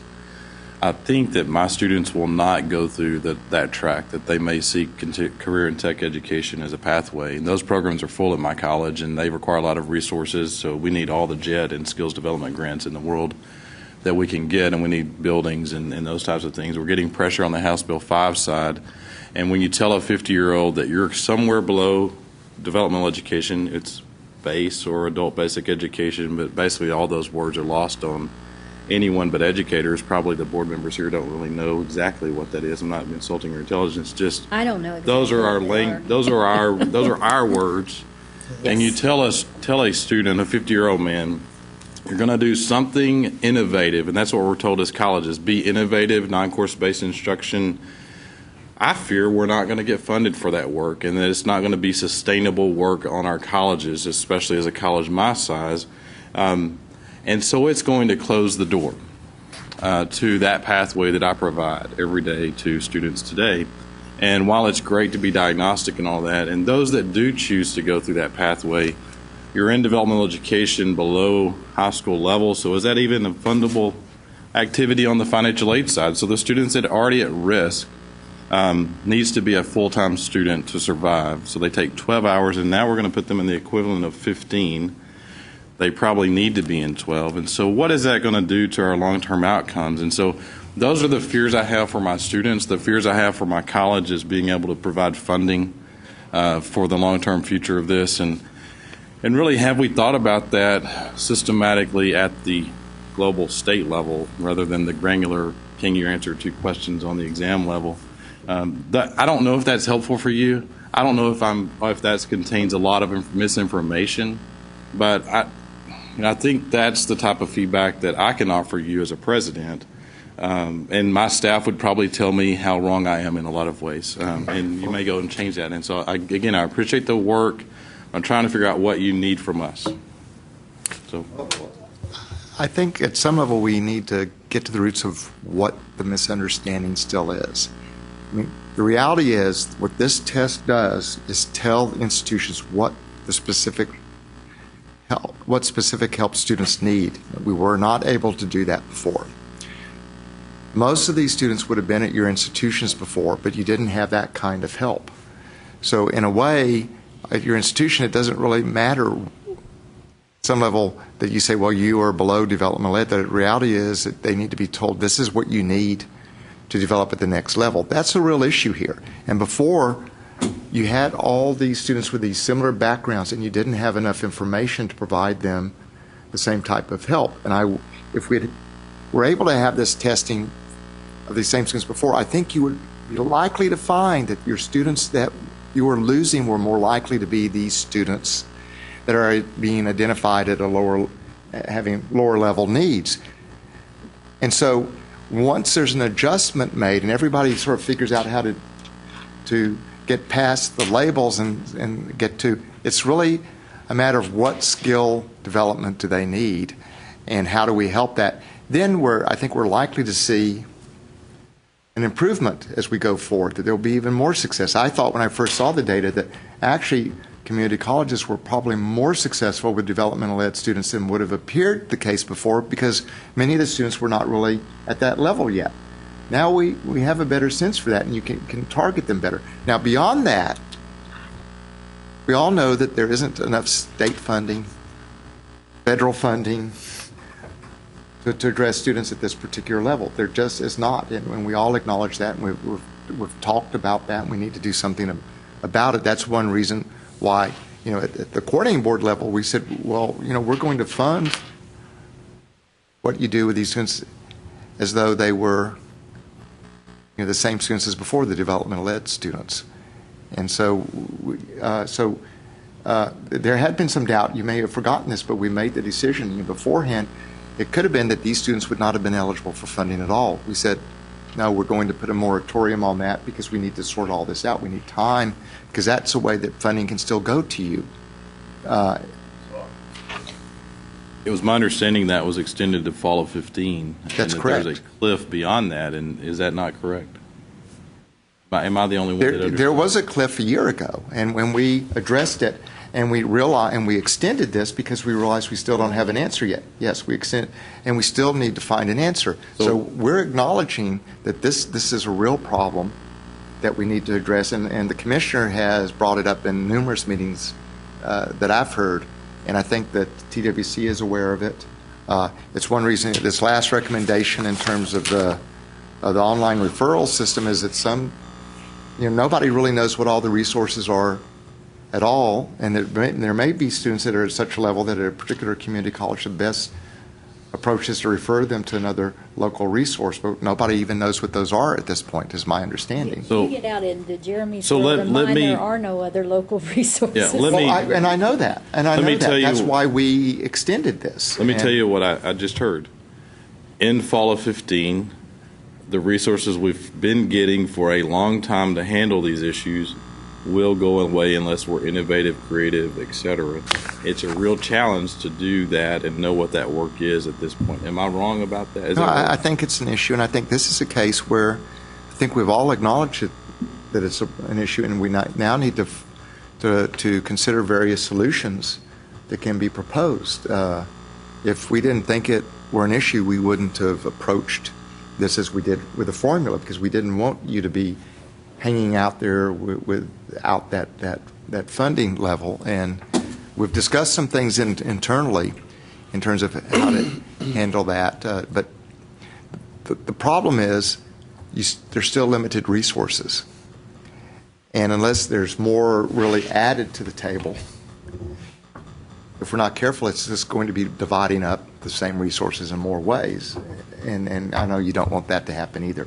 So we really need to have some serious discussions about that, and we would welcome working with you on that. So that's actually, I think, would be our question to you, is what are some possibilities in terms of how to address that?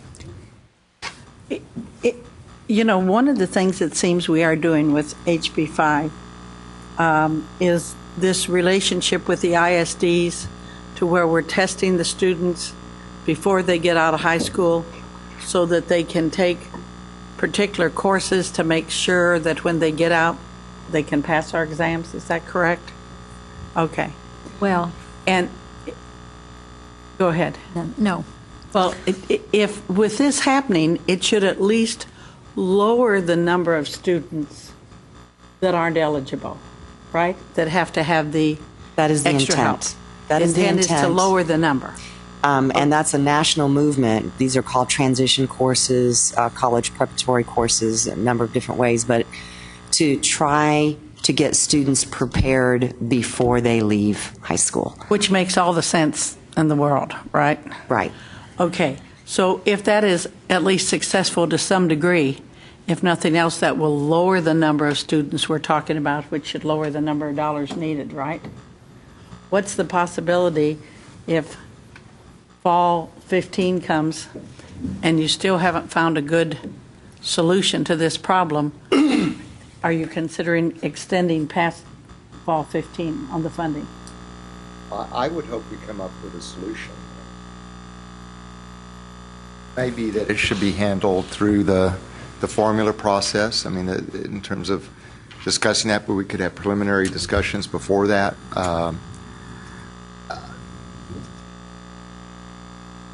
And a possible recommendation would be that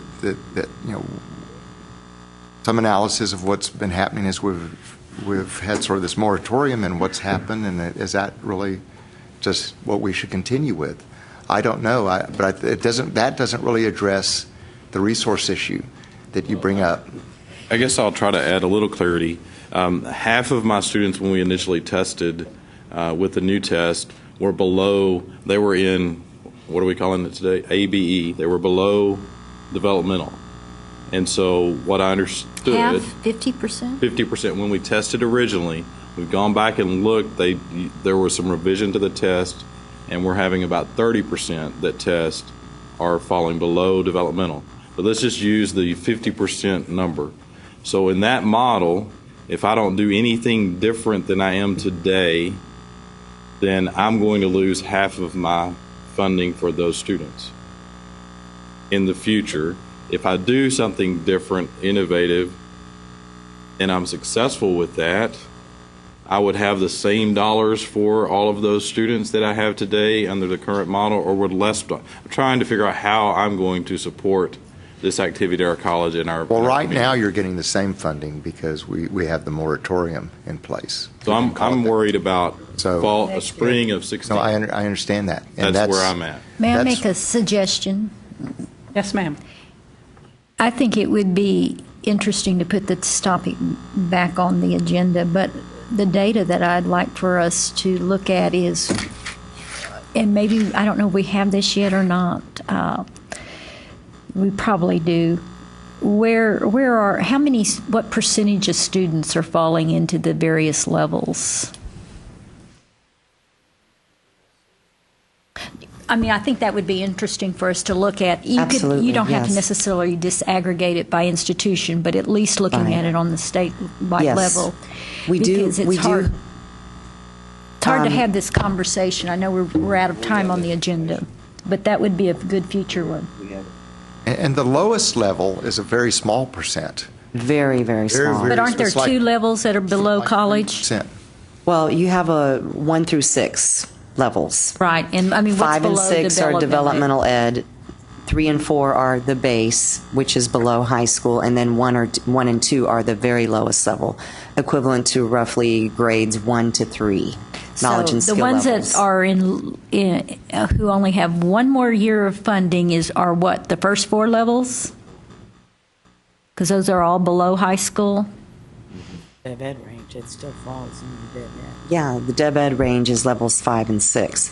So 4 of the 6 levels are not fundable past fall 2015. Is that what you're saying? Well, one proposal approved by our board is the inclusion of specific non-course-based options, NCBOs, which are already in our ACGM, which means they're eligible for submitting for funding, is to add to the NCBOs the base NCBOs. So for students who are assessed at levels 3 and 4, the base levels, they would be, their interventions would be eligible for formula funding. At the same rate? Yes. So that'd be a 30%, a third of them would have no funding after 15, but the other would? When we're talking about how the levels break out, we're talking about probably less than 10% who are at below. Because of where they fall. Level 3, yes. Well, it might be interesting to look at some of that data. I think definitely we need to have, because you lost me on a couple of things, the ACB, I'm lost, I'm sorry, but I'm not going to ask today, I'll wait and I'll ask next meeting, okay? But I think definitely this ought to be a major topic, and I would like, even there was so much heartburn about HB5, and at this meeting that we had, 3-4 times ago, I would like us to be able to go over some of that and just see the changes. Evidently, a lot of changes have been made since then. I'd like us to be able to know the changes, know what still from the presidents that are on this board and from you guys, know what the problems still are, and maybe have that as quite a bit of our next meeting. Yeah, with House Bill 5, the main change affecting higher ed is the partnership With the ISDs? With the ISD to build the college preparatory courses. Yeah. And then if the student successfully completes that college preparatory course as defined through the memorandum of understanding between the school district and the institution of higher ed, that student then earns an exemption, qualifies for an exemption from TSI. But also the ABE and whether enough funding, wasn't that part of HB5, or was that a different thing? That was different. Not that I'm aware Okay. of. That may be. Okay, well, can we cover both of them then? Okay, yeah. Nothing has changed with HB5 since its original approval, because it's just been implemented September of this year. Right. It doesn't mean that later on into the biennium, after the legislature meets, that there may not be some changes, but the institutions are just now moving forth with the 5 endorsements, and the curricular changes that are taking place. Well, and I think this testing with the ISDs is a very good idea. You know, maybe we can help improve the numbers that are coming out of there. Okay. Rex, you're next. You want to discuss with us the field of study and program of study? And in the interest of time, since I'm out of it, I will try to make this very brief. Thank you, Suzanne. Well, one of the legislative priorities that we put forth is to seek funding to really pursue fields of study and programs of study. And fields of study are already in statute and governed by coordinating board rule. And fields of study regard academic transfer programs primarily. And what they focus on is the transfer from 2-year to 4-year, or from associate's degrees to 4-year degrees. And we currently have about 10 that have been done, but they're very old and dated. We've noticed that people don't use them as much as they used to, and a lot of that has to do with the fact that they have become out of date and obsolete. So one of the things that we want to do is to try to revise the ones that we have, but also look at new ones. We've asked for funding and the funding would actually provide us with a couple of FTEs in positions to manage this, one for both fields of study and one for programs of study, and some clerical help. To also do this, there are roughly 125 programs of study. There are about that same number of majors and fields of study at the 4-year level. I did a quick count one day of bachelor's degrees offered by UT Austin and then by and then by Texas A&M College Station, and I came up with 132 at UT Austin, 133 at A&M College Station, and I tried not to duplicate where you could get a bachelor's of arts or a bachelor's of science, and so that was and I did that pretty quickly one afternoon, so I'm sure the numbers are not as accurate as they could be, but what that tells you is that there's potentially an awful lot of fields of study out there, and what we want to do is try to look at those that first of all create the most problems in transfer, and this really is an effort to try to solve transfer problems between 2- and 4-year institutions, because the field of study is a 12 to 18 hour block of courses that would not only lower division courses that would not only be transferable to a 4-year institution, but actually applicable to that particular major, such as music or business, for example, are 2 of the existing fields of study we have that need some revision. And while the legislative priority asks for more funding for this, which would allow us to really try to deal on a systematic and periodic basis with as many of those majors as we can, we're still going to proceed with some work this coming year in trying to identify those that we already have that are the most obsolete. We've also developed voluntary engineering compacts across the state that many of you are familiar with. And we also want to try to turn some of those into fields of study that really codify the notion of the transfer between the 2- and 4-year institutions. But all of this requires bringing in groups of 2-year faculty and 4-year faculty in those subject areas and in those major disciplines to talk to each other about what lower division courses are appropriate and what are acceptable. And so there's a lot of time and logistics and effort involved in this.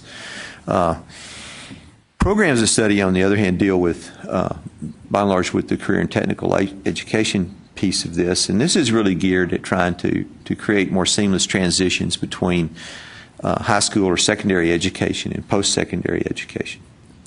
And so instead of looking at the 2- to 4-year transfer route, look at high school to college route and try to create some transitions there and maybe provide House Bill 5 actually provides kind of opportunity to do some of this work, particularly with the secondary institutions, and really try to create some seamless transitions. And what we know is that there's a lot of this that goes on around all over the state. But each institution has its own particular articulation with this high school district or that high school district, and try to bring some more standardization to this across the board where that is possible.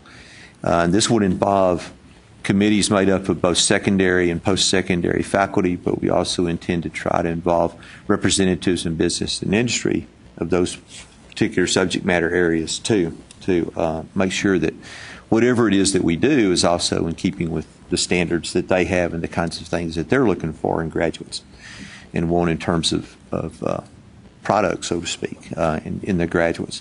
So, that's kind of it in a nutshell. There's also, at the moment, there's also the idea of the associate degrees also have to be at 60 hours by fall of 2015, unless they have a compelling academic reason that's been approved by the coordinating board. And I know that most institutions out there are working hard on this. They have an October 31 deadline of submitting back to us a list of their degrees, and if they want any of those degrees to be at over 60 hours, to then also submit their justification and compelling academic reasons for that. And then what we intend to do with it is then sit down and take a look at all of that and see where there may be some of those justifications. That also provides a really good starting point for programs of study to really figure out, particularly those that may actually have compelling academic reasons for being at over 60 hours. But transfer has always been a big issue with 2 to 4 year schools. And one of the things that's happened over time is that students now no longer just transfer from 2 to 4. And you all know this, students transfer from 2 to 4 and 4 to 2 and 2 to 4 to 2 to 4 or they're going to all at the same time. Yeah. It's very common for students who are that are going to 4 year schools to also be taking credit at a community college or technical college. I mean, and they go back and forth. And I may have told y'all this story before, but one of the last things that I did as a vice president at Midland College was talk to a student who was trying to transfer in the associate degree nursing program from Odessa College to Midland College, which, if you know the geography of the area, they're about 20 miles apart. And in the same program, they had the same end. And the end of those programs is to pass the NCLEX and become a registered nurse. And so the subject matter content of associate degree nursing programs is, in a lot of ways, is pretty much the same all over the state. But the best advice I could give to that student was to stay at Odessa College and try to finish, because if she came to Midland, she was going to have to virtually start over. And it was not a function necessarily of different subject matter content. It was a function of sequencing of courses and which one was in the first semester as opposed to the third semester and the second semester and so forth.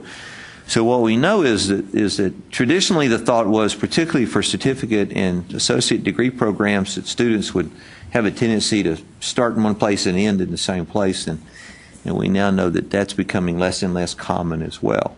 So part of what we want to try to do is through programs of study is do for high school to college and college to college what we have attempted to do in the past with fields of study, and that is to try to ease those transitions from one to the other and make transfer, and most importantly, make applicability of those courses, make that real, to try to reduce the amount of credit that students get, and all of this is connected to not only time to degree, but more importantly, the semester hours to degree, and how long it takes a student to get there, whether they're going full-time or they're going half-time.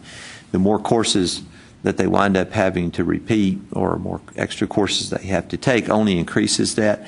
That also may increase their debt burden at the end. It increases the cost to the state. It has impacts on success points and so on and so on. So we believe that looking at this on a statewide level and trying to bring some continuity to it and standardization where that is feasible and makes some sense is a good thing to do. And in most places, actually in all of the places where I've discussed this with groups of faculty or whoever it may be, administrators and what have you, they've all tended to agree that it's a good idea. So in any kind of, and this is one thing that we'll be asking about institutions, is to help us identify those places where these things are the most problematic. On our end, Rex, since he's come, has also made sure that staff, when new programs come in for consideration for which a field of study exists, that they be checked to make sure they're following the field of study. Yes. We have found in the past, I had a case from one mother called and because her son was having to take extra courses at A&M, and in fact, A&M took every course in the field of study, but if you looked at the school from which the student received their associate degree, it did not follow the field of study curriculum in math. And so the student had to start over in terms of math because there were no engineering equivalent math courses. So we'll be doing the same thing, whether it's a community college program or university program, to make sure, especially when these are updated. Just want to mention the Texas Success Council, Kay McClenny, made a very good point in terms of the voluntary transfer compacts, that those are a good starting point for, Rex mentioned the engineering, because faculty have only recently worked together on those, and so we're at least considering trying to bring back the same faculty for those programs who have already gone through a lot of that vetting to consider them for field of studies, so those could be done in a more accelerated path. So I appreciated her comment. I thought that was a good idea. Well, thank you both. Okay, our next meeting is scheduled for the 4th of December. Does anybody know any problems they would have with that date? Good date? Real quick, and I want to do this, so we're running out of time. Just give me a few seconds of comments. Rex, anything more you'd like to say or that hasn't been covered, or questions, comments? Okay. Jeremy? Mike? Mark? Nothing? No, ma'am, I'm trying to secure the date right now. She asked about it first. First things Mimi? first. So. Fine. Okay, and George? We are still finding it challenging to duplicate the information that is in the almanac with our data, and finding the formula. It becomes challenging as things change, but the almanac is going to be shared with all of the legislative bodies this coming biennium. They're going to be looking at the numbers in there, and yet it's very difficult to look at our data and look at the almanac data and say they don't match. Why don't they match? And I want to thank the coordinating board for all the work they did with us and trying to help us get to an understanding of that, but it has changed again, and we can't get there. And you can continue to tell us, and this is what I hear, that we're using your data and it's only your data and something wrong with your data. Well, we have the same data, yet we don't have the formulas the same because we can't get there. So I'd like to see us have on our agenda for next meeting to talk more about that problem. The fact that if you're going to print it and going to turn it to the state, it should be valid data. Well, and let me say, the only data we use is data that's been certified by the institution. Now, we tried to work with you, and we really would like to follow up.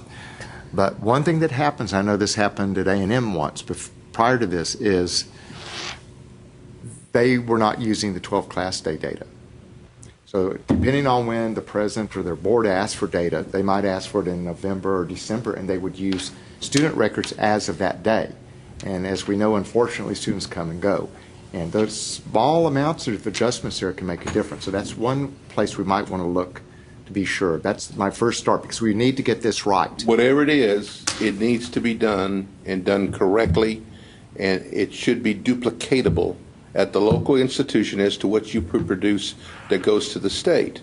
And if it's not, then it is a disservice to our institution. I agree. And we do give our institutions the opportunity to question the data before we publish it. I hear that, but I understand that we have been told that is the way it is, and when we ask, how did you get there, they can't tell us. And that's a I- problem. well, I'm sure that- You can argue with him, but it's a problem, and it's a problem time after time after We time. would be, before we went down and talked, we'd be glad to talk again, but we can only use the data that's submitted to us. Now, if you want to evaluate our programs, we'd be glad for your staff to come and look at our programming. All we want to know is, what's the formula? That's all we want to know. Give us the formula, we can duplicate it. Okay, can we get you two together and work on this and hopefully? Before we can do it again. We met. George, are you sure 2 weeks you're after using the meeting. same date they're using? Are you using the I same have date? no earthly idea. All I'm hearing is that we can't duplicate it. Okay. Well, I think that's an important thing, to make sure you're using the same Well, date. I agree. And I don't know which items, but I can say one thing you cannot duplicate ever is if we give you credit for students who go somewhere else. Because that's one advantage we bring to the table. So if you talk about a grad rate, for example, and one of your students were to go to Brazosport, we would capture them.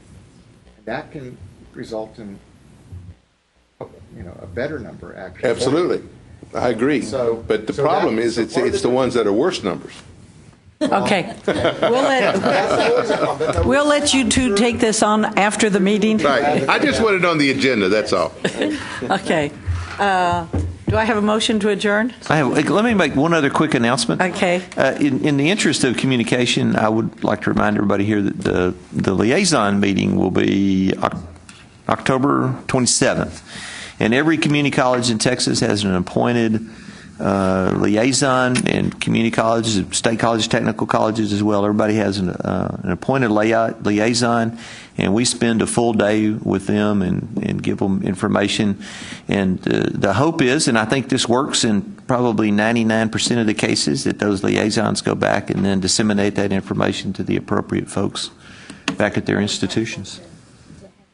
Okay, and I want just one last comment, and that is to Steve and Jeremy, hopefully we'll make sure these committees that are getting together include both TAC and CAT members so that we're all on the same page.